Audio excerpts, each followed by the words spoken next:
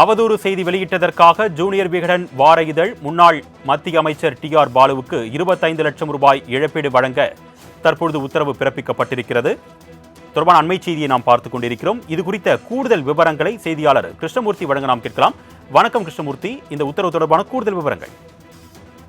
வணக்கம். கடந்த 2012ஆம் ஆண்டு ஜூனியர் விகடனின் வார இதழில் கேள்வி பதில் பகுதியில் தேர்வு சமுத்திர திட்டத்தில் முறைகேட்டில் ஈடுபட்டதாகவும் திமுக செயற்குழு கூட்டத்தில் ராகுல் காந்திக்கு எதிராக பேசியதாகவும் அவதூறு செய்தி வெளியிட்டதாக கூறி முன்னாள் மத்திய அமைச்சரும் ஸ்ரீபெரும்புதூர் தொகுதியின் MP TR Balu Junior Vikatan இதழுக்கு எதிராக கடந்த 2014ஆம் ஆண்டு சிவில் மான நஷ்டஈடு வழக்கு ஒன்றை தாக்கல் செய்திருந்தார்.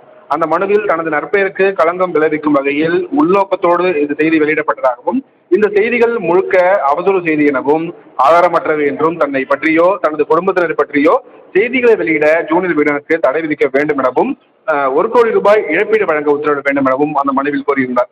இந்த வழக்கை விசாரித்த சென்னை உயர்நீதிமன்றம் TR பாலு தொடர்பான செய்திகள் வெளியிட ஜூனியர் விகடன் வார இதழுக்கு தடை விதித்து உத்தரவிட்டிருந்தது.